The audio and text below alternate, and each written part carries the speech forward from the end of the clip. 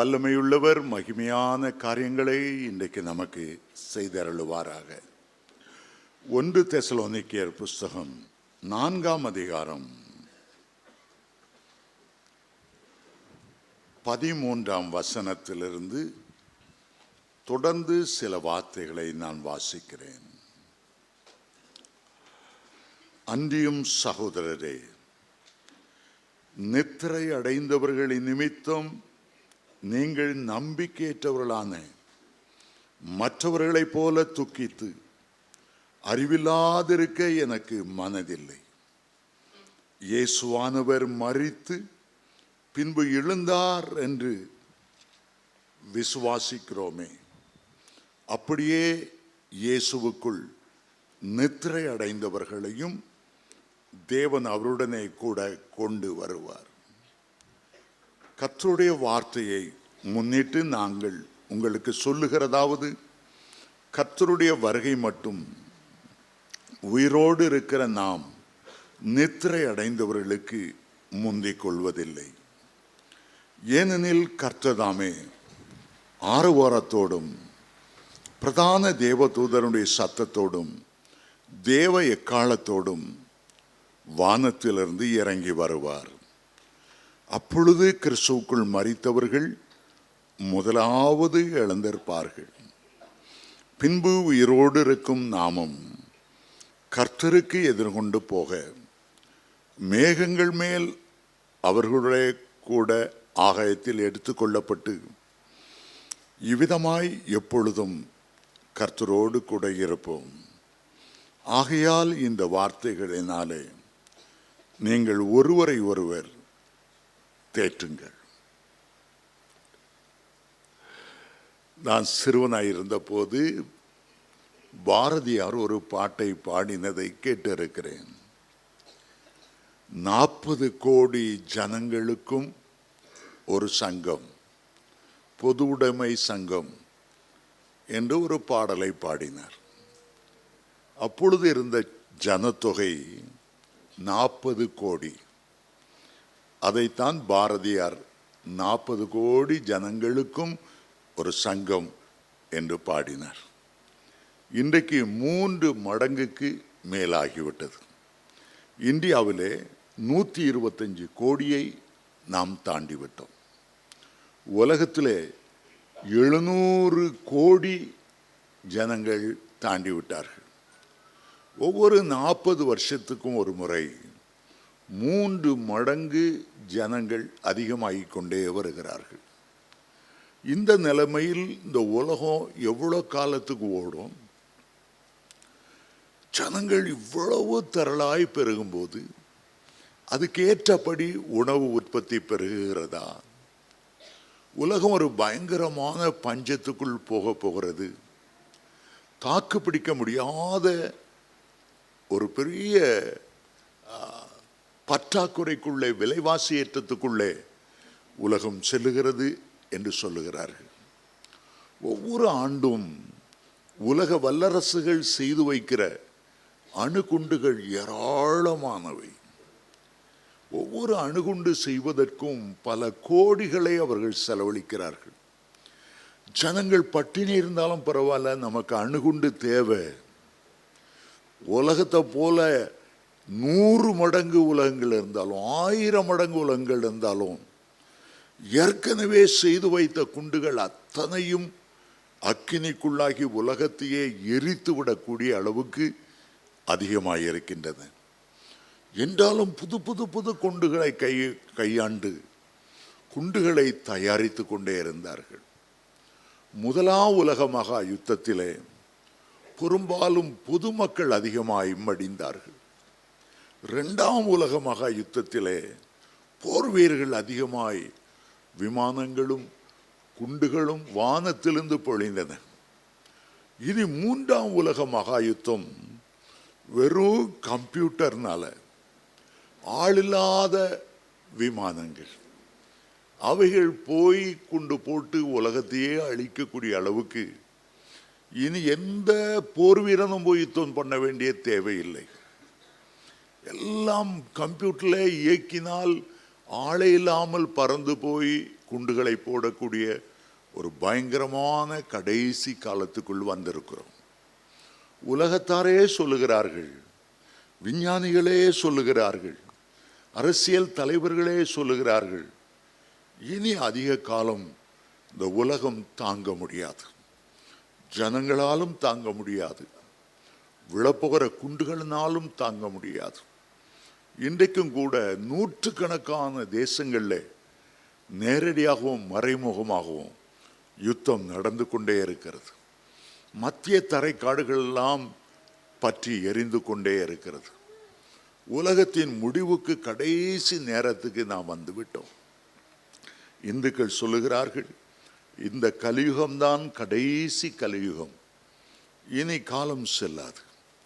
இஸ்லாமியர்கள் சொல்லுகிறார்கள், கடைசி நபியாகிய ஈசா நபி வருவதோடு உலகம் ஒரு முற்றுப்புள்ளிக்குள்ளே வந்துவிடும்.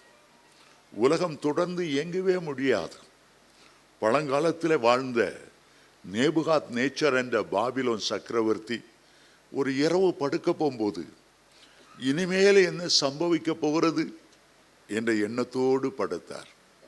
ஆண்டவர் அவருக்கு இனி சம்பவிக்க போகிற பல ராஜ்யங்களை குறித்த வெளிப்பாடுகளை கொடுத்தார். ஒரு பெரிய சிலை அவர் கண்டார். அவருடைய தலை பொன்னால் செய்யப்பட்டது. அது பாபிலோன் ராஜ்யத்துக்கு, சாம்ராஜ்யத்துக்கு அடையாளம்.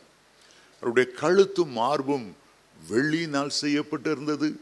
அது மேதிய பெர்சிய ராஜ்யங்களுக்கு அடையாளம்.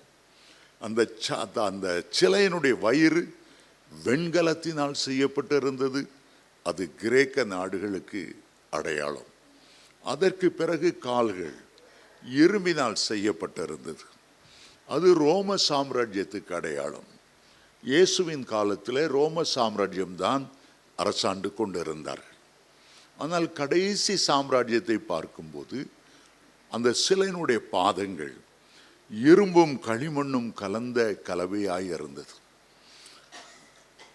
இரும்பும் களிமண்ணும் கலந்த ஒரு கூட்டாட்சி. இரும்பு போன்ற உறுதியான கட்சிகளும் இருக்கும், களிமண்ணை போல நொறுங்கி போகக்கூடிய சாதாரண கட்சிகளும் ஒன்றையொன்று கூட்டு சேர்ந்து கொண்டிருக்கும். அமெரிக்கா தேசத்தை எடுத்தால் அமெரிக்காவை சொல்வார்கள் அமெரிக்க ஐக்கிய நாடுகள். பல நாடுகள் சேர்ந்து ஐக்கியமாயிருக்கிறது. யுஎஸ்எஸ்ஆர் ரஷ்யாவை பற்றி எத்தனையோ நாடுகள் ஒன்று சேர்ந்துதான் சோவியத் ஐக்கிய குடியரசு நாடுகளாக இருந்தது. அதுபோல இங்கிலாந்தை சேர்ந்த நாடுகள் எல்லாம் காமன்வெல்த் நாடுகள் ஒரு கூட்டு. களிமண்ணும் இரும்பும் கலந்தது போல இந்தியா தேசத்து அரசியலை பாருங்கள். ஒவ்வொரு கட்சியும் ஒரு 10 கட்சியோட கூட்டு வைத்துக் கொள்ளும். பிஜேபியோட ஒரு ஒரு ஒரு ஒரு 5-6 கட்சி, டிஎம்கேயோட ஒரு 10-15, ஏடிஎம்கேயோட பல கட்சிகள். உலகம் தோன்றினது முதற்கொண்டு இதுவரைக்கும் அப்படிப்பட்ட கூட்டாட்சிகள் நடந்ததே இல்லை. இந்த கூட்டாட்சிகள் எல்லாம் ஏற்படும் போது என்ன நாம் தெரிந்து கொள்ளுகிறோம்? கையினால் பேர்க்கப்படாத ஒரு கல் மலையிலிருந்து பெயர்ந்து உருண்டு வந்து உலக சாம்ராஜ்யங்களை எல்லாம் மோதி அடித்து அந்த கல்லே ஒரு பெரிய பர்வதமாகி உலகம் முழுவதையும் நிரப்பிற்று. அதைத்தான் தானியேல் நேபுகாத் நேச்சாருக்கு தானியேல் 2ஆம் அதிகாரத்திலே விளக்கம் கொடுத்தார். எல்லா விதத்திலும் பார்த்தாலும் கர்த்தருடைய வருகை மிகவும் நெருங்கிவிட்டது. யாரை பார்த்தாலும் அது ஊழியக்காரர்களும் விசுவாசிகளானாலும் இனி அதிக காலம் செய்யாது பிரதர், ஆதாருங்கிற அடையாள அட்டையெல்லாம் கொடுத்துட்டாங்க. வெளிநாட்டில் கைகள் எல்லாம் சிப்ஸ் போட்டு அட்டண்டன்ஸுக்கானாலும் பேங்க் பேலன்ஸுக்கானாலும் ஒரு ஆஃபீஸை திறக்கனாலும் எல்லாம் அந்த சிப்ஸில் இயங்க ஆரம்பித்தது.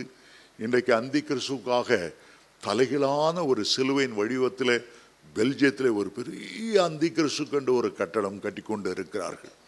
அந்த தேசத்துக்கு போன போது அந்த கிறிஸ்தவர்கள் எல்லாம் இனி அந்த கட்டடத்தை கொண்டு போய் காண்பிக்க போனார்கள். அந்த கட்டடத்தின் பெயர் பீஸ்ட், மிருகம் என்று அழைக்கப்படுகிறது. சகலமும் கைகூடி வந்துவிட்டது. இனி நிறைவேற வேண்டிய தீர்க்க தரிசனம் ஒன்றுமில்லை. இனி நிறைவேற வேண்டிய அடையாளங்களும் ஒன்றுமில்லை.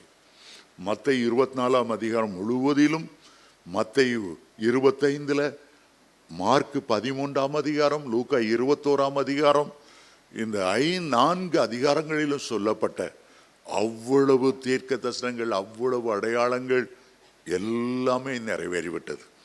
நம்முடைய ஆண்டவர் வாசலின் அருகே வந்து நின்று விட்டார் என்று வாசிக்கிறோம். வெளிப்படுத்தின விசேஷத்திலே மட்டும் நான் சீக்கிரமாய் வருகிறேன், சீக்கிரமாய் வருகிறேன் 4 முறை அவர் சொன்னார். வெளிப்படுத்தல் 3 ஒரு முறை, வெளிப்படுத்தல் 22ஆம் அதிகாரத்தில் 3 முறை, கடைசியில் அவர் வெளிப்படுத்தல் 22, 20 சொல்லும்போது பூமியிலிருந்து ஒரு சத்தம் எழும்பினது, ஆமேன் கர்த்தராகிய இயேசுவே வாரும்.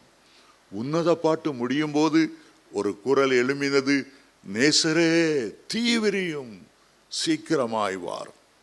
அப்படிப்பட்ட ஒரு கடைசி காலகட்டத்தில் வந்து நின்று கொண்டிருக்கிறோம்.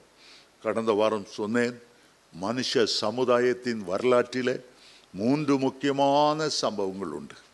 முதலாவது சம்பவம், மனிதனை ஆண்டவர் தம்முடைய கையினால் அன்பு செலுத்தி அவனை உருவாக்கி தன்னுடைய சாயலை கொடுத்து அவனுடைய நாசியிலே ஜீவ சுவாசத்தை ஊதின போது அவன் ஜீவாத்மாவாய் மாறினான்.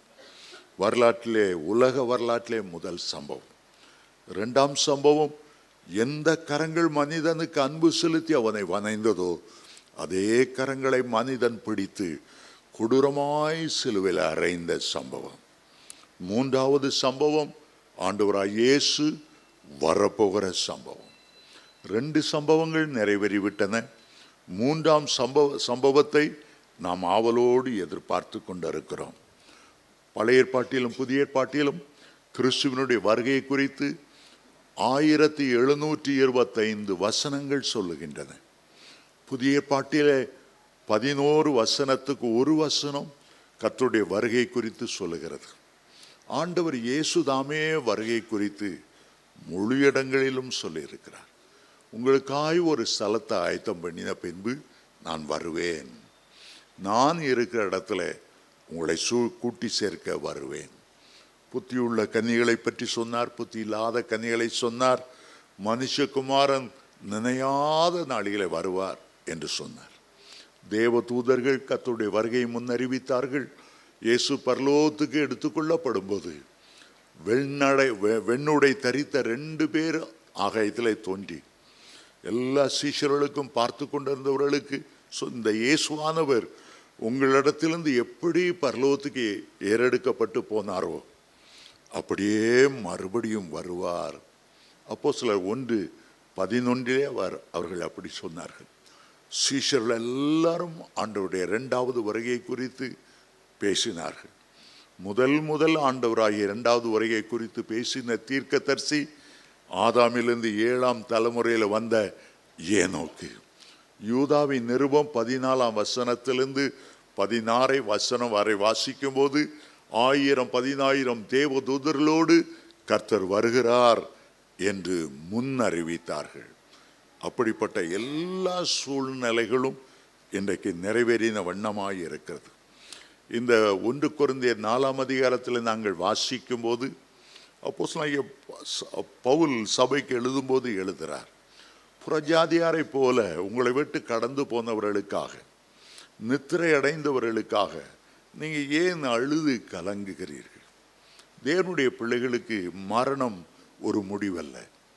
தேவனுடைய பிள்ளைகளுக்கு மரணம் ஒரு நித்திரை, மரணம் ஒரு இளைப்பாறுதல், மரணம் ஆண்டவராய் இயேசுவை சந்திக்க நம்மை அழைத்து செல்லுகிற ஒரு இனிய பாலம். ஆகவே கிறிஸ்துவுக்குள்ளே மரித்தவர்களை ஒரு நாள் நாம் புதைப்பதில்லை. நம்ம அடக்கம் பண்ணுகிறோம் சொல்லுகிறோம், அது ஒரு தவறான வார்த்தை. முஸ்லிம்களிலே யாராவது மரித்தால் கொண்டு போய் புதைப்பார்கள். இந்துக்களிலே யாராவது மரித்தால் கொண்டு போய் எரிப்பார்கள். ஆனால் நாம் புதைப்பதும் இல்லை, எரிப்பதும் இல்லை, அடக்கம் செய்வதும் இல்லை. நாம் என்ன செய்கிறோம்? வேதம் சொல்லுகிறது, அவர்களை விதைக்கிறோம். அழிவுள்ள விதையாக விதைக்கிறோம். அதிலிருந்து, விதையிலிருந்து ஒரு செடி முளைத்து எழும்புவது போல கிறிஸ்துவுக்குள்ளே மரித்தவர்கள் புதிய மேனியோடு, புதிய சாயலோடு ஒரு நாள் உயிர் தெழுவார்கள். விவசாயி விதைகளை கொண்டு போய் விதைக்க போகும்போது ஒரு எதிர்பார்ப்போடு கொண்டு போய் விதைக்கிறார்.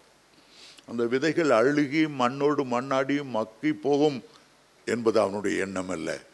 தான் விதைக்கிற விதைகள் முளை தெழும்பும். முளை தெழும்பும் போது அது 30, 60, 100 பலன் தரும். அதை எதிர்பார்த்து தான் அவன் விதைக்க போகிறான். ஆகவே அப்போஸ்தலனாகிய பவுல் சொல்லுகிறார், இனிமேல் என்ன சம்பவிக்க போகிறது, இனிமேல் என்ன சம்பவிக்க போகிறது. திடீரென்று வானத்திலே பெரிய எக்கால சத்தங்கள் தொனிக்கும். தேவ தூதர்கள் எக்காலங்களை ஊதுவார்கள். பிரதான தூதனுடைய சத்தத்தோடு ஆரவாரத்தோடு ஆண்டவராய் இயேசு பரலோகத்திலிருந்து இறங்கி வருவார். 48ஆம் சங்கீதம் 2ஆம் வசனத்தில் அந்த சியோன் பர்வதத்திலிருந்து மகாராஜா இறங்கி வருவார். ஆகவே தேவனுடைய பிள்ளைகள் அந்த வருகைக்காக ஆவலோடு காத்திருக்கணும். வெளிப்படுத்தல் 22:11 சொல்கிறது, பரிசுத்தமுள்ளவன் இன்னும் பரிசுத்தமாகட்டும், கர்த்தர் சீக்கிரமாய் வருகிறார். 1 தெசலோனிக்கேயர் 5:23 சொல்லுகிறது, நம்முடைய ஆண்டவராய் இயேசு கிறிஸ்து வரும்போது உங்களுடைய ஆவி, ஆத்துமா, சரீரம் முழுவதும் குற்றமற்றதாய் காக்கப்படுவதாக. எபேசியர் 5:27 சொல்லுகிறது, கரை திரை முதலானவைகள் ஒன்றும் இல்லாமல் பரிசுத்தமும் பிழையற்றதும் மகிமையுள்ள சபையாக கர்த்தருக்கு முன்பாக நிறுத்தி கொள்வதற்கு அவர் தம்மை தாமே ஒப்பு கொடுத்தார். ஆகவே அந்த எக்கால சத்தம் துணிக்கும் போது அந்த சத்தம் பூமியிலும் பூமிக்கு கீழும் பாதாளம் வரையிலும் துணிக்கும். அந்த எக்கால சத்தம் அதற்காக பூமியிலே நித்திரை செய்கிற கிறிஸ்துவுக்குள் மரித்தவர்கள் அவளோடு காத்திருப்பார்கள். யோவான் 5:25 சொல்லுகிறது, பிரேத குழியில் உள்ளவர்கள் தேவகுமாரனுடைய சத்தத்தை கேட்கும் காலம். பிரேத குழியில் உள்ளவங்க சரீரமெல்லாம் அழுகி போயிருக்கும். வெறும் எலும்பு கூட தான் இருக்கும். எலும்பு கொஞ்ச நாள் இருக்கும், பிறகு அந்த எலும்பும் கூட அழிந்து போய்விடும். மனிதனுடைய முடி கொஞ்ச நாள் தரையில் புதஞ்சிருக்கும், பிறகு அதுவும் இட்டு போய்விடும். அவங்களுக்கு காது இருக்காது. ஆனால் வேதம் சொல்லுகிறது, கிறிஸ்துவுக்குள் மரித்தவர்கள், பிரேத குழியில் இருக்கிறவர்கள் தேவனுடைய சத்தத்தை கேட்கும் காலவர். எப்படி அவங்களுக்கு தான் காது இல்லையே, எப்படி கேட்கும்? பாருங்கள், எபிரனுடைய மகள் அப்பதான் செத்து போயிட்டா. ஆண்டவருடைய சத்தத்தை கேட்டு சிறு பெண்ணை எழுந்துரு தலித்தா குமி அவள் எழுந்துட்டா. நாயினூர் விதவை மகன் நேற்று மரித்தான், அடுத்த நாள் அவனை அடக்கம் பண்ண போகும்போது அந்த பாடையை தொட்டார், வாலிபனை எழுந்துரு என்றார். அந்த சத்தத்தை அவன் கேட்டான், இழந்து விட்டான். லாசரு மரித்து 4 நாள் ஆயிற்று. லாசருவே எழுந்து வா, ஆண்டவருடைய சத்தத்தை கேட்டான், அவன் எழுந்து விட்டான். எசேக்கியேல் 37ஆம் அதிகாரத்தில் உலர்ந்த எலும்புகள் மத்தியிலே எசேக்கியேல் தீர்க்கதரிசனம் உரைத்த போது அந்த சத்தத்தை கேட்ட எலும்புகளுக்குள் ஒரு அசை உண்டாயிற்று. பெரிய சேனையாய் காலூன்றி அவர்கள் எழுந்து நின்று விட்டார்களாம். அப்படியானால் கர்த்தருடைய வருகையிலே அந்த எக்கால சத்தம் தணிக்கும் போது ஒரு கூட்டம் ஜனங்கள் எழுந்திருப்பார்களா, எழுந்திருக்க மாட்டார்களா? நிச்சயமாய் எழுந்திருப்பார்கள். ஒரு புதிய சரீரத்தோடு எழுந்திருப்பார்கள். அழிவுள்ள சரீரம் விதைக்கப்பட்டது, அழிவில்லாத சரீரம் எழுந்தது. சாவுக்கேதுவான சரீரம் விதைக்கப்பட்டது, இனிமேல் சாவே கிடையாது என்ற சரீரம் எழும்பப்பட்டது. ஒரு மகிமை சரீரம் உண்டானது. ஒருவன் கிறிஸ்துவுக்குள் இருந்தால் அவன் புது சிருஷ்டியாய் இருக்கிறான். உலகத்துக்குரிய மேனி வேறு, பரலோகத்துக்குரிய மேனி வேறு. அவன் புது சிருஷ்டியாய் மரணத்தை ஜெயித்தவனாய் அவன் எழுந்திருப்பான். வேதம் சொல்லுகிறது, சமுத்திரத்தில் மரித்தவர்களை சமுத்திரம் ஒப்புவித்து விடும். இனிமேலும் என்னால் வைத்திருக்க முடியாது. அக்கினியில மரித்தவர்களை அக்கினி ஒப்புவித்து விடும். அவர்கள் காலூன்றி நிற்பார்கள். ஆகவே இனி சம்பவிக்க போகிறதுல ஃபர்ஸ்ட் சான்ஸ் கிறிஸ்துவுக்குள் மரித்தவர்களுக்குரிய அந்த சான்ஸ். ஆகவேதான் மரிப்பதற்கு முன்பாகவே யோபு பக்தன் ஒரு ஆச்சரியமான வார்த்தை சொன்னார். ஆதியாகமம் யோபுவின் புஸ்தகம் 19ஆம் அதிகாரம் 25ஆம் வசனத்திலே யோபு விதமாய் சொன்னார், என்னுடைய மீட்பர் உயிரோடு இருக்கிறார் என்றும் கடைசி காலத்தில் கடைசி நாட்களில் அவர் பூமியின் மேல் நிற்பார் என்றும் நான் அறிந்திருக்கிறேன். இந்த என் தோல் முதலானவைகள் அழுகி போனாலும் நான் என் மாம்சத்திலிருந்து என் ஆண்டவரை பார்ப்பேன், என் தேவனை பார்ப்பேன். அந்நிய கண்கள் அல்ல, என் கண்களே அவரை காணும். பாருங்கள், யோபு பக்தனுக்கு நம்ம சாக போறோம்னு தெரிகிறது. ஆனாலும் என் கண்ணெல்லாம் அழுகி போனாலும், என் மாம்சத்தெல்லாம் அழுகி போனாலும், ஒரு ஆவிக்குரிய கண்களோடு என் ஆண்டவரை மகிமை பொருந்தினவராய் நான் காண்பேன். அந்த எண்ணத்தோடு அவர் மரித்தார்.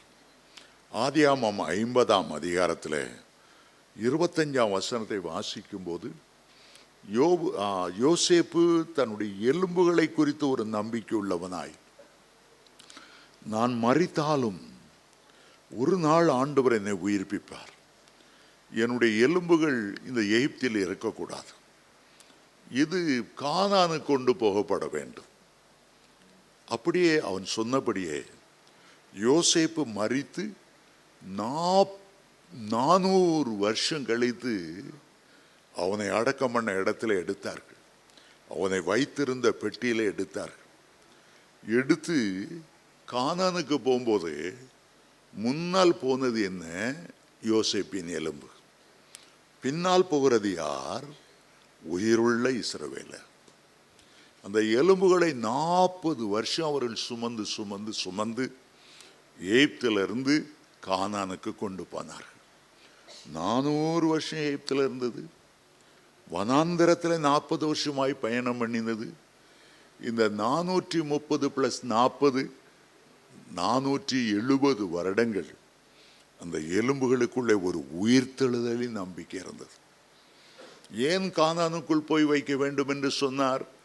அந்த எக்கால சத்தம் துணிக்கும் போது, கிறிஸ்துவுக்குள் மரித்தவர்கள் எழுந்திருக்கும் போது, என்னுடைய முற்பிதாவாகிய ஆபிரகாம், ஈசாக்கு, யாக்கோபு உயிரோடு எழும்பும் போது நானும் அவருடைய கை கோர்த்து கர்த்தருக்கு எதிர்கொண்டு போவேன். அந்த நம்பிக்கையில்தான் அந்த வார்த்தைகளை அவர் சொன்னார். இதுதான் முதல் சம்பவிக்க போகிறது, கிறிஸ்துவுக்குள் மரித்தவர்கள். அண்டர்லைன் பண்ணிக்கோங்க, குறித்து கொள்ளுங்க. 2வது பாயிண்ட், உயிரோடு இருக்கிற நாம். செகண்ட் சான்ஸ் நமக்கு சொல்லப்பட்டிருக்கிறது. அந்த எக்கால சத்தம் துணிக்கும் போது நம்மிலே பல மாறுதல்கள் ஏற்படும். நம்முடைய அழிவுள்ள சரீரம் அழியாமையை தரித்து கொண்டு ஒரு புதிய மேனியாய் நாம் மாறுவோம். அதைத்தான் போன வாரம் நான் சொன்னேன்.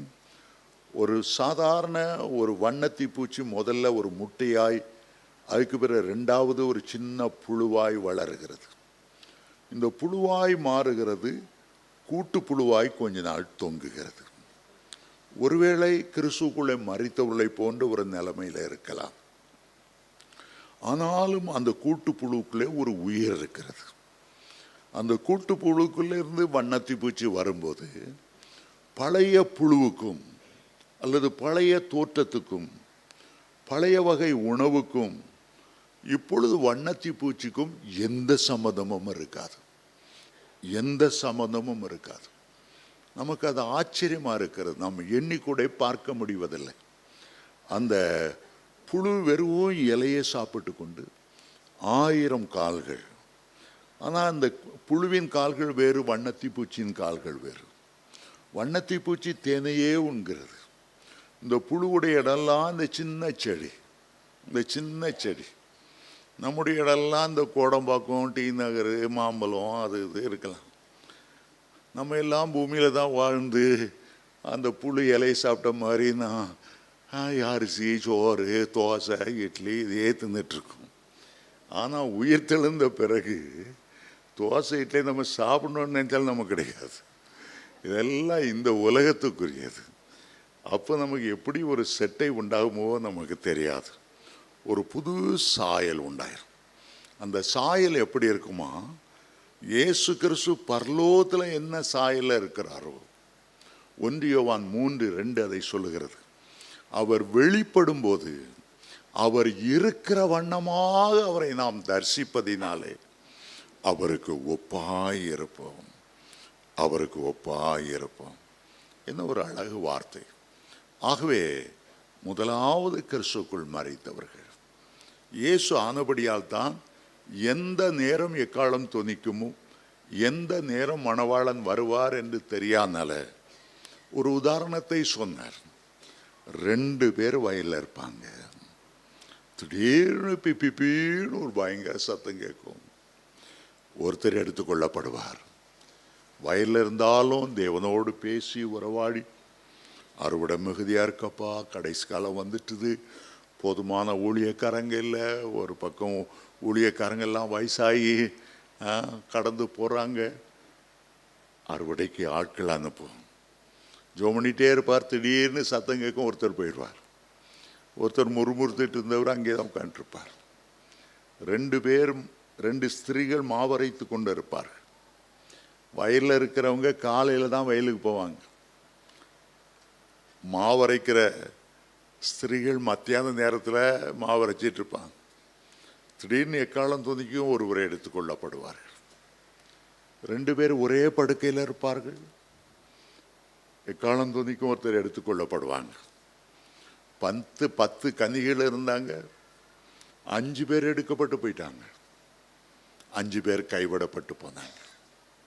ஆகவே தேவனோடு உலாவுகிற, தேவனோடு சஞ்சரிக்க, தேவனுடைய வருகை ஆவலோடு காத்து கொண்டிருக்கிற அந்த கூட்டத்திலே நீங்கள் இருப்பீர்கள் என்றால் நீங்கள் பாக்கியவான்களாய் இருப்பீர்கள்.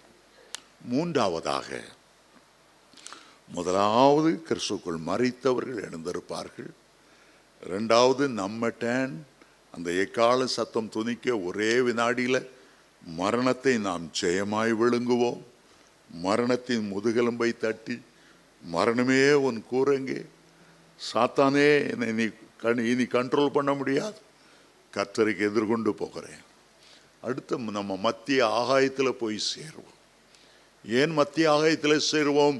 நம்மை வரவேற்க புதிய எருசலேம் வானத்திலிருந்து இறங்கி வந்து நம்மை வரவேற்க வருகிறது. திருப்பிக் கொள்ளுங்கள். வெளிப்படுத்தல் 21ஆம் அதிகாரம்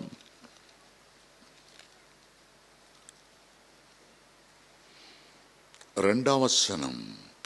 யோவானாகிய நான் புதிய எருசலேமாகிய பரிசுத்த நகரத்தை தேவனிடத்திலிருந்து பரலோகத்தை விட்டு இறங்கி வர கண்டேன். நமக்காக பரலோகத்திலிருந்து எதிர்கொண்டு வருகிறது.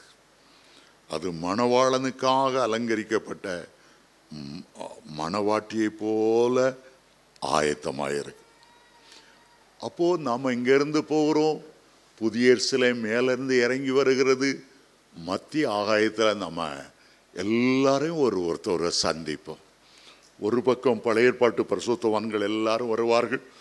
எல்லா தேவதூதர்களும் வருவார்கள். எல்லா கேராபீன்கள் சேராபீன்கள் எல்லாம் வருவார்கள். மத்திய ஆகாயத்தில் ஒரு பெரிய கல்யாண விருந்து ஆரம்பமாகிவிடும். அதை பற்றி நீங்கள் வாசிக்க கொஞ்சம் திருப்புங்கள். வெளிப்படுத்தல் 19ஆம் அதிகாரம்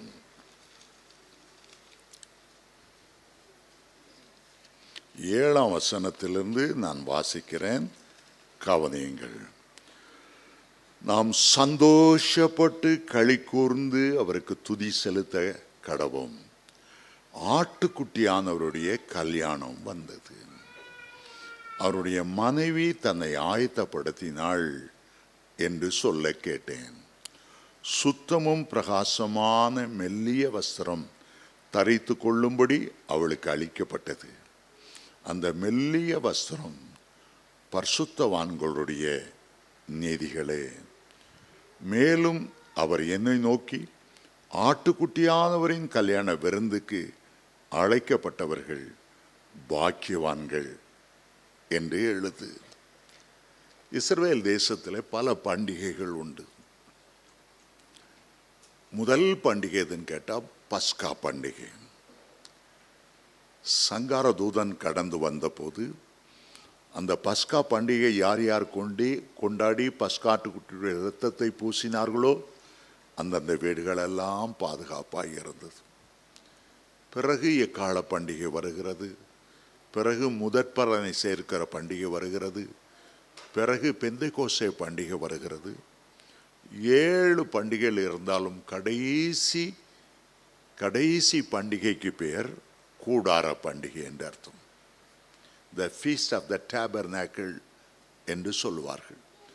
இந்த கூடார பண்டிகையை ஆசரிக்க நினைக்கும் போது குடும்ப தலைவன் என்ன செய்வான், தாம் பிள்ளைகள் எல்லாம் கூட்டிட்டு, மனைவி கூட்டாஞ்சோறு செய்கிறக்கு பருப்பு அரிசி அது இதெல்லாம் கையில் கட்டிக்கிட்டு ஊரை விட்டு ஒரு 10 மைல் 15 மைல் தனியாக போயிடுவாங்க. அங்கே ஓலைகளினால் செய்த குருத்தோலைகளினால் செய்த கூடாரங்களை போடுவார்கள். தகப்பன் தாய் பிள்ளைகள் எல்லாம் 7 நாள் அந்த நில வெளிச்சத்தில் மகிழ்ச்சியோடு பாடி களி கூறுவார்கள். ஏன் இந்த கூடாரங்கள் பண்டிகை வந்தது என்றால், ஆபிரகாம் தன்னுடைய வாழ்நாள் எல்லாம் கூடாரத்திலே குடியிருந்தார். இந்த கூடாரத்தில் குடியிருக்கும் போது ஆண்டவர் ஆபிரகாமை பார்த்து, இந்த நட்சத்திரங்களை பார், இதை என்ன கூடுமா, என்ன உன்னுடைய சந்ததி அவ்வண்ணமாய் இருக்கும். தங்களுடைய சந்ததி பரலோகத்திலே நட்சத்திரங்களை போல பெருகி காணப்படுவார்கள். ஆகவே வீட்டு தலைவன் அந்த பிள்ளைகளோடு தங்கியிருந்து நம்முடைய முற்பிதாவாகிய ஆபிரகாமை ஆண்டவர் இப்படி ஆசீர்வதிப்பார். நாம் இப்போது பூமியில் இருக்கிறோம், ஒரு நாள் வானாதி வானத்துக்கு மேலாக அந்த நட்சத்திரங்களை போல பரலோகத்தில் பிரவேசிப்போம். ஆகவே 7 நாட்கள் அவர்கள் ஆபிரகாமையும் ஈசாக்கையும் யாக்கோபையும் முற்பிதாக்களை பற்றி பேசி பெரிய விருந்து கொண்டாடுவார்கள். அருமையான தேவனுடைய பிள்ளைகளே, அவர்கள் 7 நாள் கொண்டாடிவிட்டு மறுபடியும் வருவது.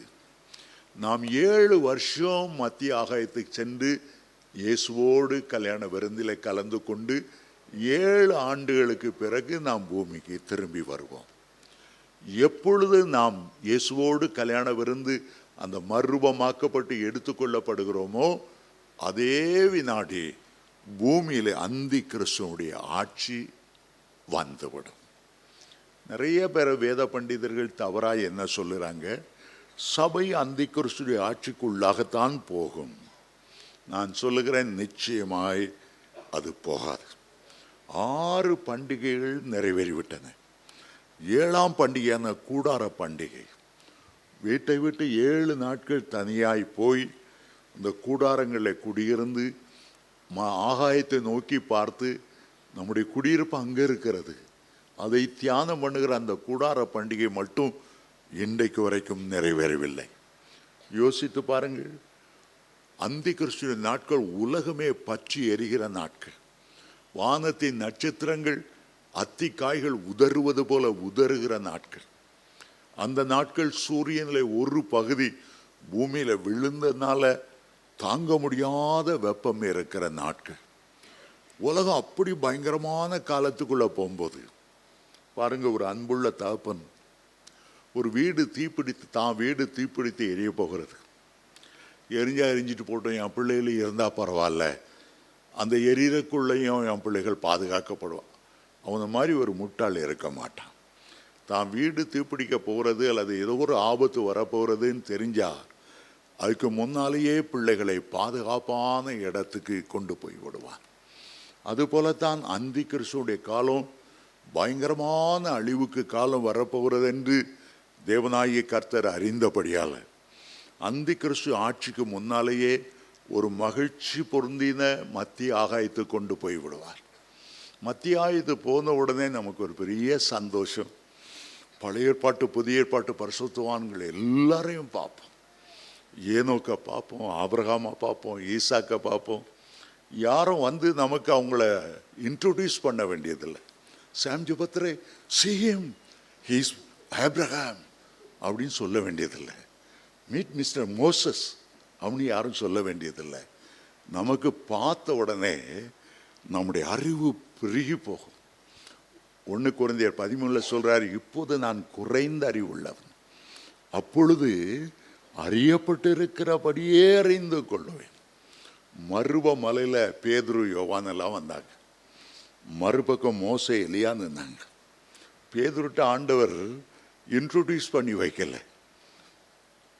இவர் தான் மோசே ஆண்டவர் சொல்லல, இவர் தான் எலியா சொல்லல. பார்த்த உடனே பேதுரு சொல்றார், ஆண்டவரே உமக்கு ஒரு கூடாரம், எலியாவுக்கு ஒரு கூடாரம். யாரையா எலியான்னு உனக்கு சொன்னது? பார்த்த உடனே புரிந்து கொள்ளுவான். அப்போது நான் ஒன்றை அறிவோம், பழைய ஏற்பாட்டு பரிசுத்தவான்களாம் கிறிஸ்துவுக்கு ஃப்ரெண்ட்ஸ்ங்கிற நிலைமைக்கு வருவார்கள். புதிய ஏற்பாட்டில் அபிஷேகம் பண்ணப்பட்ட தேவனுடைய பிள்ளைகள் தான் கிறிஸ்துவுக்கு மணவாட்டிங்கிற ஸ்தானத்துக்கு வருவார்கள். ஆகவே தான் 2 கொரிந்தியர் 11:2 உங்களை கிறிஸ்து என்னும் ஒரே புருஷனுக்கு கரை திரையில்லாத கற்புள்ள கன்னியாக நான் நியமித்திருக்கிறபடியால் உங்களுக்காக தேவ வைராக்கியம் கொண்டிருக்கிறேன் என்று அப்போஸ்தலனாகிய பவுல் எழுதுகிறார். பழைய ஏற்பாட்டு பரிசுத்தவான்கள் எல்லாம் பந்தி இருப்பாங்க. ஆபிரகாம் ஒரு பந்தியில் இருப்பார், அவர் கூட சேர்ந்தவங்களாம் இருப்பாங்க, ஈசாக்கு யாக்கோபு. நம்ம பந்தி இருக்கிறவங்க கூட்டத்தில் இருக்க மாட்டோம்.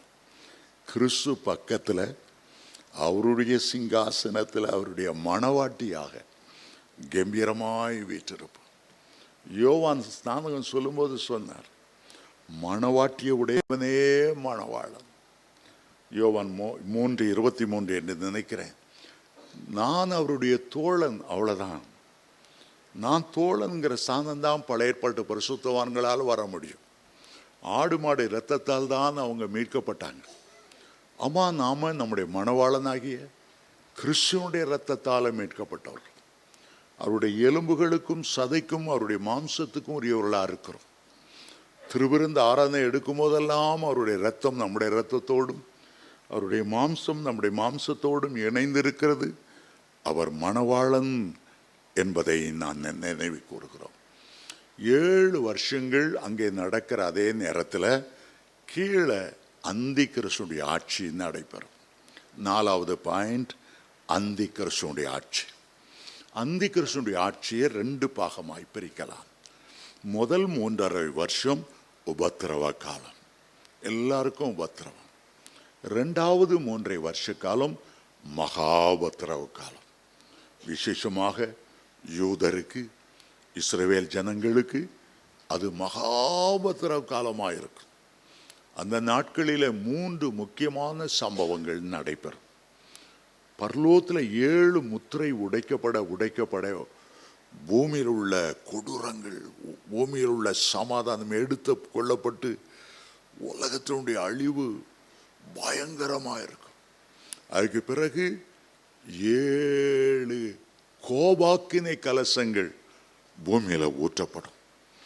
இந்த 7 கோபாக்கினை கலசங்கள் வர வர வர வர இந்த அந்தி கிறிஸ்துவின் ஆட்சி இன்னும் கொடூரமாய் மாறிவிடும்.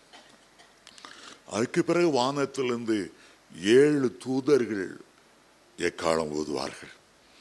அப்போது இன்னும் அதிகமான உபத்திரம், மரணத்தை தேடுவார்கள். சித்திரவதையாவது தூக்கு போட்டு மறித்து விடலாமா என்று எண்ணுவார்கள். மறிக்க முடியாத ஒரு சூழ்நிலை. ஆண்டவருடைய கோபாக்கினை வேறு இருக்கும். ஏனென்றால் மிருகத்தின் முத்திரையாக 666 தரித்ததினால அந்த உபத்திரவ நாட்கள் பயங்கரமாய் இருக்கும்போது ஆண்டவருடைய 2 சாட்சிகள் இந்த பூமிக்கு வருவார்கள் மகா உபத்திரவ காலத்திலே. அந்த 2 சாட்சிகள் யார் என்று வேதத்திலே பெயர் சொல்லப்படவில்லை. சிலர் அந்த 2 சாட்சிகள் மோசேயும் எலியாவும் என்று சொல்லுகிறார்கள். சிலர் அந்த 2 சாட்சிகள் எலியாவும் ஏனோக்கும் என்று சொல்லுகிறார்கள்.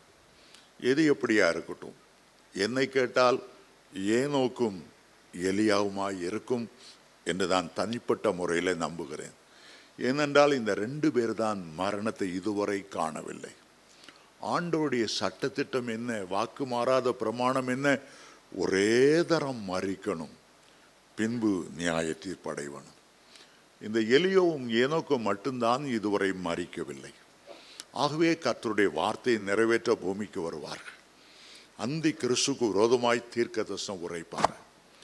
கடைசியில் அவர்கள் தீர்க்க தரிசனம் கூறி முடிவடையும் போது பாதாளத்திலிருந்து வருகிற ஒரு மிருகம், வேதத்தில் 3 மிருகங்களை குறித்து அந்தி கிறிஸ்துடைய நாட்களில் பூமிக்கு கீழாக இருந்து வருகிற ஒரு மிருகம், வெளிப்படுத்தல் 12 முதலாம் வசனத்திலிருந்து கடலிலிருந்து ஏறி வருகிற ஒரு மிருகம், வெளிப்படுத்தல் 11:7 பாதாளத்திலிருந்து ஏறி வருகிற மிருகம், பூமியிலிருந்து ஏறி வருகிற மிருகம், சமுத்திரத்திலிருந்து ஏறி வருகிற மிருகம், பாதாளத்திலிருந்து ஏறி வருகிற மிருகம். இந்த 3ம் சேர்ந்து அவர்களை கொல்லும். அவருடைய சரீரம் மகாநகரமாகிய எருசலேம் வீதிகளிலே 3.5 நாட்கள் கிடக்கும். பிறகு ஜீவ ஆவி அவர்களுக்குள்ளே பிரவேசித்து அவர்கள் எழுந்து நின்று கால் ஒன்றி நிற்பார்கள். இது பயங்கரமான அந்தி கிறிஸ்துவுடைய நாட்களாயிருக்கும். அது சொல்ல முடியாத காலமாயிருக்கும். ஆகவே தான் இயேசு சொன்னார், இனி சம்பவிக்க போகிற இவைகளுக்கெல்லாம் தப்பி. இனி என்று சொன்னால் அந்தி கிறிஸ்துவுடைய நாட்களில் நடக்க போகிற இவைகளுக்கெல்லாம் நீங்கள் தப்பி மனுஷகுமாரனுக்கு முன்பாக நிற்க பாத்திரவான்களாய் காணப்படும்படி விழித்திருந்து ஜெபம் பண்ணுங்கள். விழித்திருந்து ஜெபம் பண்ணுங்கள். இந்த 7 ஆண்டுகள் அந்தி கிறிஸ்து ஆளுவான். 7 ஆண்டுகள் நாம் பரலோகத்தில் இருந்த பிறகு அடுத்த காரியம் நடக்கப்பெறும். 5ஆவதாக கிறிஸ்துவினுடைய பகிரங்கமான வருகை நடக்கும். பரலோகத்திலிருந்து நாம் இறங்கி வருவோம். வெளிப்படுத்தல் 1ஆம் அதிகாரம் 7ஆம் வசனத்தில் வாசிக்கும் போது, இதோ மேகங்களுடனே வருகிறார், கண்கள் யாவும் அவரை காணும், அவரை குத்தினவர்களும் அவரை காண்பார்கள், பூமியின் கோத்திரத்தை எல்லாரும் அவரை பார்த்து புலம்புவார்கள். இயேசுவோட நம்ம மேகத்தில் வாரோம். அந்தி கிறிஸ்துவுடைய ஆட்டம் காணும். எல்லாம் அவனோடு சேர்ந்தவங்க நடுவாங்க. 666 தரித்தவங்கள்லாம், ஐயோ பர்வதங்களே குன்றுகளே எங்கள் மேலே வந்து விழுந்து எங்களை மூடுங்க. வெளிப்படுத்தல் 6 கடைசி 3 வசனத்தை வாசித்தா, ஆட்டுக்குட்டியானவருடைய கோபாக்கினை வந்தது, யார் நிலை நிற்கக்கூடும், எங்கள் மேலே வந்து மூடுங்க, எங்களுக்கு பயமா இருக்கிறது. எல்லாரும் கதறுவார்கள். இயேசு கிறிஸ்துவும் நாமும் மேலே இருந்து வரும்போது எங்கே இறங்குவோன்னா, மெட்ராஸில் இறங்க மாட்டோம், எருசலேமிலே. சகரியா 14:4 சொல்லுகிறது, அந்நாட்களில் எருசலேமுக்கு கிழக்கே இருக்கிற ஒலிவ மலையின் மேல் அவருடைய பாதங்கள் நிற்கும். அப்பொழுது அந்த ஒலிவ மலை 2ஆய் பிரிந்து மறைந்து போகும். என் தேவனாய கர்த்தர் வருவார், அவரோடு சகல பரிசுத்தவான்களும் வருவார்கள் என்று சகரியா 14:5ஆம் வசனத்தில் வாசிக்கிறோம். நம்ம அந்த ஒலிவ மலை சாரல்ல ஆண்டவரோட ஏன் இங்கே வந்து இறங்குறோம்? அங்கே இருந்தால் அவர் பரலோகத்துக்கு எடுத்துக்கொள்ளப்பட்டார். இந்த இயேசுவானவர் எப்படி எடுத்துக்கொள்ளப்பட்டாரோ அப்படியே மறுபடியும் வருவார் என்று தேவ தூதர்கள் சொன்ன சாட்சியின்படி அந்த எருசலேமில் வந்து இறங்கின உடனே நம்முடைய முதல் வேலை அந்தி கிறிஸ்துவை பிடிக்கிறது, சாத்தானை பிடிக்கிறது. அவங்களோட எல்லாம் பாதாளத்தில் 1000 வருஷம் அடைச்சி சீல் போட்டு அவனை எழுந்திராதபடி அங்கே வைத்திரும். ஏன்னா நம்ம அரசாளும் போது அவன் வந்து வாலாட்டிகிட்டு இருக்கக்கூடாது, ஜனங்களுக்கு பாவத்தை தூண்டி விட்டுட்டு இருக்கக்கூடாது, சோதனை மேலே சோதனை கொண்டு இருக்கக்கூடாது.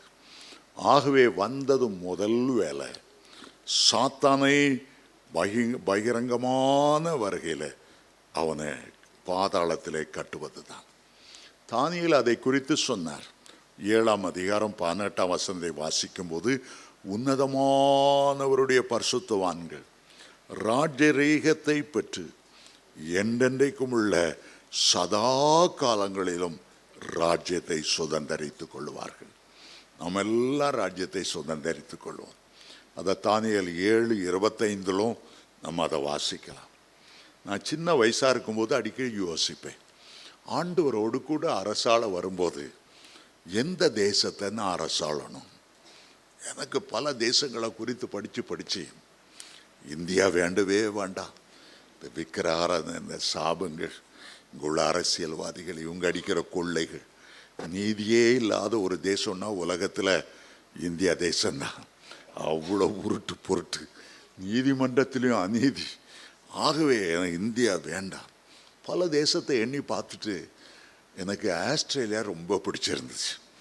பல வருஷமாக ஆஸ்திரேலியா யாராலும் கண்டுபிடிக்கப்படாத ஒரு தேசம்.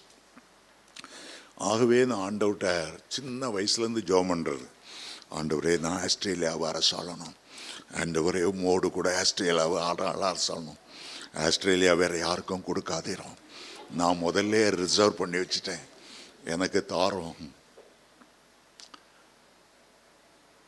அதுக்கப்புறம் வளர்ந்தேன், கல்யாணம் ஆச்சு. மூத்த மகளுக்கு ஆஸ்திரேலியாவில் படிக்கிறதுக்கு அங்கே ஒரு யூனிவர்சிட்டியிலேருந்து நல்ல பெரிய வாய்ப்பு கிடச்சி. அப்போ எனக்கு ரொம்ப ஆசை, என் தேசத்தை பார்க்க போகிறேன், நான் அரசாள போகிற தேசத்தை பார்க்க போகிறேன்.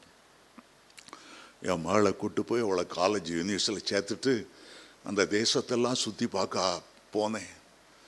அங்கே பார்த்தா ஒரு ரெஸ்டாரண்ட்டில் 4-5 பேர் இருந்து சாராயம் ஊற்றிக்கிட்டு இருக்கான். எனக்கு அவன் மேலே வந்ததே கோபம், என் தேசத்தை இப்படி தீட்டுப்படுத்துகிறாங்க. நம்ம டைம் என்ன வரல, 1000 வருஷம் ஆர்சாட்சி தான் நம்ம ஆள போகிறோம். ஹல்லேலூயா. உங்களுக்கு அப்படி ஒரு ஆசை இருக்கணும், 1000 வருஷத்தில் நம்ம எப்படி அரசாளுவோம், அந்த 1000 வருஷ அரசாட்சி. ஸோ நான் அந்த பாயிண்ட் பை பாயிண்ட் விட்டேன். பகிரங்கமான வரையில பிறகு இயேசுவோடு பகிரங்கமான வரையில் வருவது 5வது பாயிண்ட். 6வது பாயிண்ட் 1000 வருஷ அரசாட்சி. நம்ம ஊரில் பழமொழி சொல்லுவாங்க, குப்தர் காலம் பொற்காலம். பல பேர் சொல்லலாம், அம்மா காலம் பொற்காலம். எங்களுக்கு மூக்குத்தி அம்மா படம் போட்டு காதில் கம்மலெல்லாம் அம்மா படம் போட்டு அந்த அம்மா ஆட்சி தான் பொற்காலம்னு சொல்லலாம். ஆனால் உண்மையான பொற்காலம் ரியலாக ஆட்டுக்குட்டி வந்து சிங்கத்தோடு விளையாடிக்கிட்டு இருக்க காலம், சின்ன பிள்ளைகள் பாம்பு புற்றில் கை வச்சாலும் அது கொத்தாத ஒரு காலம், மனுஷனை எந்த தீங்கு தேட பிடிச்சி விளையாடினாலும் அது கொட்டாது, நல்ல பாம்பு சீர்னாலும் ஒரு தீங்கு செய்யாது. ஆண்டோடைய 1000 வருஷ அரசாட்சி. அதை ஏசாயா 11 பூரா வாசிக்கும்போது, ஏசாயா 35 எல்லாம் வாசிக்கும்போது, அந்த 1000 வருஷ அரசாட்சி நம் ஆண்டவரோடு அரசாளுவது அவ்வளோ சந்தோஷமாக இருக்கும். அதை வார்த்தையால் வர்ணிக்கவே முடியாது. இந்த 1000 வருஷ அரசாட்சி முடித்த பிறகு 6வது 7வது ஒரு கடைசி யுத்தம் நடக்கும். 1000 வருஷம் முடிவிலே சாத்தான் விடுதலையாக்கப்படுவார். வெளிப்படுத்தல் 20ஆம் அதிகாரம் 7ஆம் 8ஆம் வசனம் முடியும் போது சொல்லுகிறது, அந்த 1000 வருஷம் முடியும் போது சாத்தான் காவலிருந்து விடுதலையாகி பூமி 4 திசையில் உள்ள ஜாதிகளாகிய கோகையும் மாகோவையும் கூட்டிக் கொண்டு புறப்படுவான். அவருடைய தொகை கடற்கரை மணலத்தனையாக இருக்கும். உலகத்தில் நடந்த யுத்தங்களில் கடைசி யுத்தம் அர்மகதோன் யுத்தம். அர்மகதோன் என்கிற இஸ்ரவேல் தேசத்தில் ஒரு பெரிய பள்ளத்தாக்கில் அவன் கடைசி யுத்தத்துக்கு அவன் கூடுவான். பரிசுத்த பர்வதமாகிய எருசலேமை அவன் சூழ்ந்து கொள்ளுவான். அப்பொழுது வேதம் சொல்லுகிறது, ஆண்டவருடைய நாசியின் சுவாசத்தால அவனை அதமாக்குவார், அவனை அதமாக்குவார். அதோடு கூட அவனை அதமாக்கின பிறகு அவனை என்றென்றைக்கும் அக்கினியும் கந்தகமும் எரிகிற கடலிலே தள்ளப்படுவார்கள். வெளிப்படுத்தல் 19ஆம் அதிகாரம் 20ஆம் வசனம் சொல்லுகிறது, அப்பொழுது மிருகம் பிடிக்கப்பட்டது. மிருகத்தின் முன்பாக செய்த அற்புதங்களையும் அதனால் முத்திரையும் தரித்தவர்களையும் அதன் சொரூபத்தை வணங்கினவர்களையும் மோசம் போக்குகிற கள்ளத்திற்கு திசையும் எல்லாரும் பிடிப்பட்டாங்க. எல்லாரும் பிடிப்பட்டார்கள். அவர்கள் கந்தகமும் அக்கினி மெருகிற கடல்ல உயிரோடு தள்ளப்பட்டார்கள். அந்த கடைசி யுத்தத்தோடு இந்த உலகம் சுருட்டப்பட்டு அழிக்கப்பட்டு போனது. பேதுரு சொன்னாரே, காணப்படுகிற இந்த உலகமானது அக்கினிக்கரையாக வைக்கப்பட்டு இருக்கிறது. பஞ்சபூதங்கள் வெந்து உருகி போகும். ஆதி உலகத்தை ஜலப்பிரளயத்தினால் அழித்தவர் காணப்படுகிற அந்த உலகத்தை அக்கினியால் அவர் முழுவதுமாய் அழிப்பார். வானம் அப்படியே சுருட்டப்பட்டு அது இருந்த இடம் எங்க போச்சுன்னே தெரியாது. ஒரு புஸ்தக சுருள் போல சுருட்டப்பட்டது என்று வெளிப்படுத்தல் 20:11 நம்ம வாசிக்கிறோம். நான் புதிய வானத்தையும் புதிய பூமியையும் கண்டேன். முந்தின வானமும் முந்தின பூமியும் ஒழிந்து போயின, சமுத்திரமும் இல்லாமற் போயிற்று என்று வெளிப்படுத்தல் 21:1 நாம் வாசிக்கிறோம். இந்த உலகம் காணப்படாமலே போயிற்று. புதிய வானம் தோன்றினது, புதிய பூமி தோன்றினது. அதுக்கு பிறகு நடக்கிற எத்தனாவது பாயிண்ட்? 8வது பாயிண்ட். வெள்ளை சிங்காசனத்தில் நம்முடைய ஆண்டவராய் இயேசு கம்பீரமானவராய் வீற்றிருப்பார். அவர் பக்கத்தில் நிறைய சிங்காசனங்கள், அவருடைய பிள்ளைகளாகிய நாம் எல்லாரும் உட்கார்ந்திருப்போம். இதுதான் ஃபைனல் ஜட்ஜ்மெண்ட். வெள்ளை சிங்காசனம் என்று சொல்லும்போது கிறிஸ்துவனுடைய பரிசுத்தத்தின் அளவிலே மனுமக்கள் ஒப்பிடப்படுவார்கள். நீதி தவறாத ஒரு நியாய தீர்ப்பு. இயேசுவோடு கூட நாமும் சிங்காசனத்தில் வீற்றிருப்போம் என்று வேதம் சொல்லுகிறது. அப்போ ஆதாமிலிருந்து மரித்த அவ்வளவு பேரும் எழுவார்கள், சிங்காசனத்துக்கு முன்பாக நிற்பார்கள். மனசாட்சியின் காலத்தில் உள்ளவங்க எழுவாங்க, விருத்த சேன காலத்தில் உள்ளவங்க எழுவாங்க, மோசே போல நியாய பிரமாணத்தின் காலத்தில் உள்ளவங்க எழும்புவாங்க. புதிய ஏற்பாட்டு காலத்தில் கிறிஸ்துவனுடைய காலம், பின்மாறி காலம், முன்மாறி காலம், கிருபையின் காலம், எல்லாரும் எழும்புவார்கள். அவ எல்லாரையும் நம்ம நியாயம் தீர்க்கணும், எல்லாரையும் நம்ம நியாயம் தீர்க்கணும். அப்போஸ்தலன் பவுல் எழுதுகிறார் 1 கொரிந்தியர் 6:2-3 தேவ தூதர்களையும் நீங்கள் நியாயம் தீர்ப்பீர்கள் என்று அறியாதிருக்கிறீர்களா? நம்ம யாரையும் நியாயம் தீர்க்கணும்? நல்ல தேவதூதர்கள் இல்லை, நல்ல தேவதூதர்கள் இல்லை, விழுந்து போன தேவதூதர்களை நம்ம நியாயம் தீர்க்கணுமா? ஏன் நம்மகிட்ட கொடுத்திருக்கிறாரு நியாயம் தீர்க்கிறத? பவுல் சொல்லுகிறார், தேவதூதர்களையும் நியாயம் தீர்ப்பீர்கள் என்று அறியாதிருக்கிறீர்களா? ஏன்னா அவ்வளோ மெஜாரிட்டி இந்தியாவில் தான் வந்துச்சு. இங்கே தான் 10 அவதாரமும் வந்து சேர்ந்துச்சு. இங்கே தான் குடலை பிடிங்கி மாலை போடுற, இங்கே தான் கல்கத்தா மாதிரி காளி கீழே எல்லாம் நம்ம தேசத்தில் தான் எக்கச்சக்கமாக விழுந்துச்சு. அவை ஒன்றொன்னையும் கூடணும். ஏய் வா நாக்கு நீட்டு என்ன, என் பூமியில் எவ்வளோ பேரை நீ வஞ்சித்தா, உனக்கு மிக வேலை தேவதூதம் விட்டு 2000 சவுக்கடி கொடு. அக்கினி கந்தம் எரிகிற கடல்ல 1000 மைலுக்கு கீழே இதை போத. ஒவ்வொரு தேவதூதர் நான் நினைக்கிறேன் இந்த 33 கோடி பேரையும் நியாயம் தீர்க்கிறதுக்குள்ள வேத்து விருத்து போயிடும். சண்டாள பாவிய நம்ம தேசத்தை என்ன கொடூரமா மந்திரவாதிகள், சூனியங்கள், செய்வினைகள் இதெல்லாம் வச்சு ஜனங்களுடைய மனக்கண்களை குருடாக்கி எவ்வளோ சாபம் வரட்டும்னு பார்த்துட்டு இருக்கேன். எப்படா வெள்ள சிங்காசன நியாய தீர்ப்பில் ஆண்டவரோட உட்கார்ந்து இதுகளுக்கெல்லாம் ஒரு ஃபர்ஸ்ட் கிளாஸ் ஜட்ஜ்மெண்ட் கொடுக்கணும். ஆமேன், ஹல்லேலூயா. ஆனால் நாம எல்லாருக்கும் ஜட்ஜ்மெண்ட் கொடுத்துட்ட பிறகு அவருடைய சிங்காசனத்துக்கு முன்பாக நிற்போம். நமக்கு ஜட்ஜ்மெண்ட்டுக்காக நிற்க போகிறதில்லை, நமக்கு ஜட்ஜ்மெண்ட்டே கிடையாது. ஏன் ஜட்ஜ்மெண்ட்டு கிடையாது? நம்ம மேலே வர வேண்டிய ஜட்ஜ்மெண்ட்டு இயேசுநாதர் மேலே வந்துட்டு, நம்முடைய பாவங்களுக்காக அவர் நம்முடைய அக்கிரமங்களின் நிமித்தம் அவர் காயப்பட்டு, நம்முடைய மீறுதல் நிமித்தம் அவர் காயப்பட்டு, நம்முடைய அக்கிரமங்களித்தம் அவர் நொறுக்கப்பட்டார்.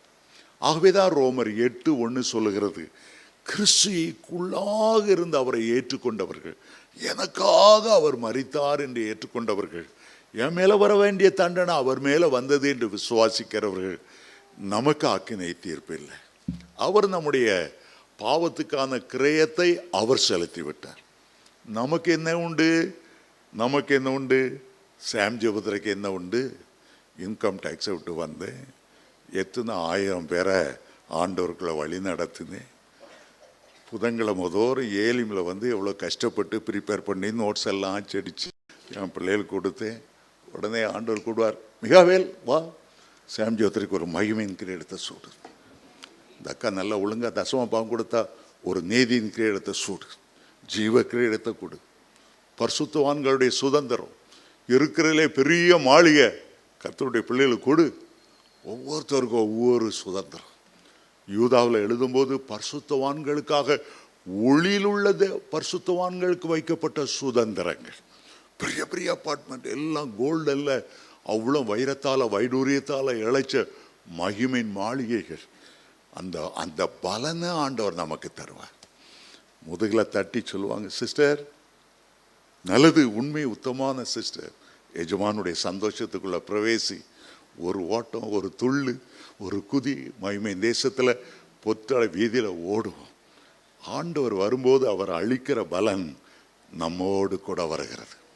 கொஞ்ச கால வாழ்க்கையில் ஆண்டவருக்காக வாழும்போது, கொஞ்ச கால வாழ்க்கையில் ஆண்டவருக்கு ஊழியம் செய்யும்போது, அந்த பிரதிபலனை ஆண்டவர்கிட்ட பெறும்போது எவ்வளோ சந்தோஷமாக இருக்கும்.